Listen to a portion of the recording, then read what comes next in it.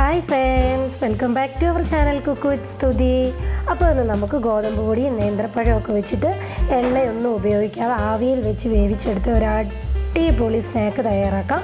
അപ്പോൾ എല്ലാവരും ഒന്ന് വീഡിയോ കാണുക. വീഡിയോ ഇഷ്ടമായിട്ടുണ്ടെങ്കിൽ ഒന്ന് ലൈക്ക് ചെയ്യുക, ഷെയർ ചെയ്യുക, കമൻറ്റ് ചെയ്യുക. അപ്പോൾ നമുക്ക് വേഗം തന്നെ റെസിപ്പിയിലേക്ക് പോകാം.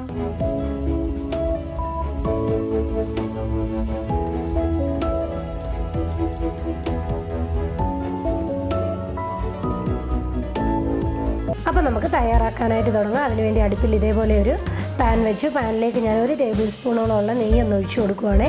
നെയ്യ് ഒന്ന് ചൂടായി വരുമ്പോൾ ഇതേപോലെ ചോപ്പ് ചെയ്തെടുത്ത കോക്കനട്ട് പീസസ് ആണ്. തേങ്ങാക്കുത്തി ഇതേപോലെ ഇട്ട് കൊടുക്കുക. ഇട്ട് കൊടുത്തതിന് ശേഷം നല്ല രീതിയിലൊന്ന് മൂപ്പിച്ചെടുക്കുക. ഇതേപോലെ നല്ല രീതിയിലൊന്ന് മൂത്ത് വന്ന് കഴിയുമ്പോൾ ഞാൻ ഇതിലേക്ക് 1 ടീസ്പൂണോളമുള്ള എള്ളാണ് ചേർത്ത് കൊടുക്കുന്നത്. എള്ള് ഇഷ്ടമല്ലാത്തവർക്ക് ചേർത്ത് കൊടുക്കണ്ട. എള്ളും ഇട്ട് കൊടുത്ത് നല്ല രീതിയിൽ ഇതൊന്ന് മൂപ്പിച്ചെടുക്കാം. ഇപ്പോൾ കണ്ടോ, എള്ളും ആ ഒരു തേങ്ങ പീസും എല്ലാം നല്ല രീതിയിലൊന്ന് മൂത്ത് റെഡിയായി വന്നിട്ടുണ്ട്. ഇനി നമുക്ക് ഫ്ലെയിം ഓഫ് ചെയ്ത് ഇതൊന്ന് തണുക്കാനായിട്ടൊന്ന് മാറ്റി വെക്കാം. അതിനുശേഷം ഞാൻ അടുപ്പിലൊരു പാൻ വെച്ചു. പാനിലേക്ക് 1 കപ്പോളം ഉള്ള ശർക്കരയാണ് ചേർത്ത് കൊടുക്കുന്നത്. അതിനുശേഷം ഞാൻ ഇതിലേക്ക് 1 കപ്പോളം ഉള്ള വെള്ളവും കൂടെ ഒന്ന് ഒഴിച്ചു കൊടുക്കുക. ഒഴിച്ചു കൊടുത്തതിന് ശേഷം നല്ല രീതിയിലൊന്ന് മിക്സ് ചെയ്ത് ഈ ശർക്കരയുടെ പൊടിയൊക്കെ ഒന്ന് അലിഞ്ഞ് എല്ലാം കൂടെ ഒന്ന് തിളച്ച് വരണേ. അപ്പോൾ ഇവിടെ കണ്ടോ, നല്ല രീതിയിൽ ആ ഒരു ശർക്കരയുടെ പൊടിയൊക്കെ ഒന്ന് അലിഞ്ഞ് നല്ല രീതിയിലൊന്ന് തിളച്ച് വന്നിട്ടുണ്ട്. ഇത് മതി. ഇനി നമുക്ക് ഫ്ലെയിം ഓഫ് ചെയ്ത് ഈ ശർക്കരപ്പാനി ഒന്ന് അരിച്ച് വേറൊരു പാത്രത്തിലേക്കൊന്ന് ഒഴിച്ചു വെക്കാം. അതിനുശേഷം ഞാനിവിടെ എടുത്തിരിക്കുന്നത് ഇതേപോലെ 2 പഴുത്ത നേന്ത്രപ്പഴമാണ്. തൊലിയൊക്കെ കറുത്ത അത്യാവശ്യം പഴുത്ത നേന്ത്രപ്പഴം തന്നെ എടുക്കണം. അപ്പോൾ ചെറുതായതുകൊണ്ടാണ് ഞാൻ 2 എണ്ണം എടുത്തിരിക്കുന്നത്. നിങ്ങളുടെ കയ്യിൽ വലുതാവുള്ളതെങ്കിൽ 1 എണ്ണം എടുത്താൽ മതിയേ. അതെടുത്തതിന് ശേഷം ഇനി നമുക്ക് തൊലിയൊക്കെ പൊളിച്ച് ഇതേപോലെ നടുക്ക് കൂടെ ഒന്ന് കീറി കൊടുക്കാം.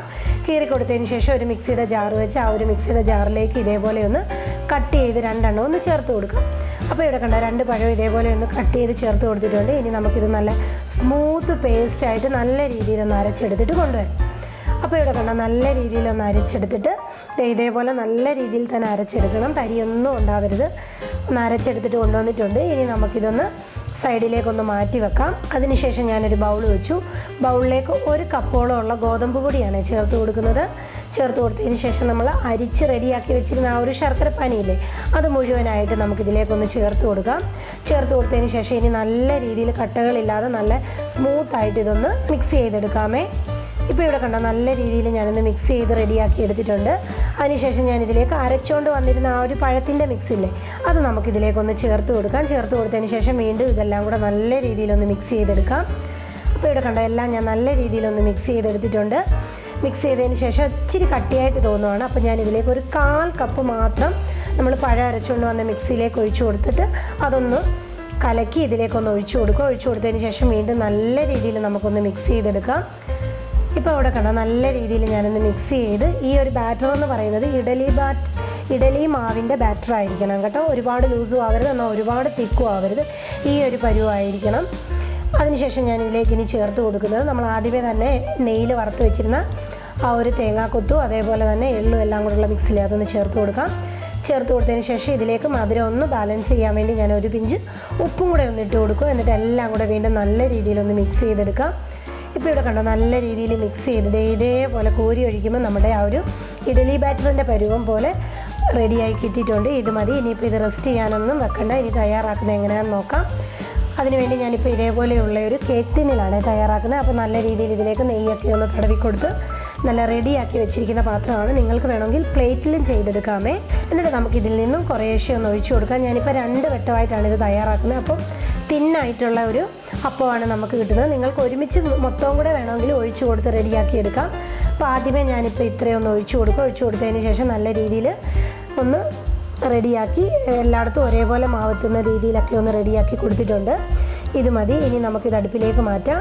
ഇതേപോലെ അടുപ്പിൽ ഞാനൊരു പാൻ വെച്ചു. പാനിൽ വെള്ളം ഒഴിച്ച് അതിൻ്റെ മേളിൽ ഒരു റിങ് വെച്ച് റിങ്ങിൻ്റെ മേളിലേക്കാണ് ഞാൻ ഈ ഒരു കേക്ക് ടിൻ ഇറക്കി വെച്ച് കൊടുക്കുന്നത്. അപ്പോൾ കേക്ക് ടിന്നെല്ലാം ഇറക്കി വെച്ച് കൊടുത്തിട്ടുണ്ട്. ഇനി നമുക്കിതൊരു മീഡിയം ടു ഹൈ ഫ്ലെയിമിലിട്ട് ഒരു 10-15 മിനിറ്റ് നല്ല രീതിയിലൊന്ന് കുക്ക് ചെയ്തെടുക്കണേ.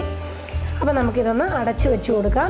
അപ്പോൾ ഇവിടെ അടച്ചു വെച്ച് കൊടുത്തിട്ടൊരു 10-15 മിനിറ്റ് ആയിട്ടുണ്ടായിരുന്നു. ഓപ്പൺ ചെയ്ത് നോക്കാം. ഓപ്പൺ ചെയ്ത് നോക്കുമ്പോൾ ഇപ്പം വെന്തെന്നാണ് തോന്നുന്നത്. അപ്പം വെന്തോന്ന് അറിയാൻ വേണ്ടി ഒരു ടൂത്ത് പിക്കോ അല്ലെന്നുണ്ടെങ്കിൽ ഒരു ഫോർക്കോ എല്ലാം വെച്ച് നല്ല രീതിയിൽ എല്ലാ സൈഡിലും ഒന്ന് കുത്തി നോക്കുമ്പോൾ ഫോർക്ക് നല്ല ക്ലിയർ ആയിട്ടാണ് വരുന്നത്.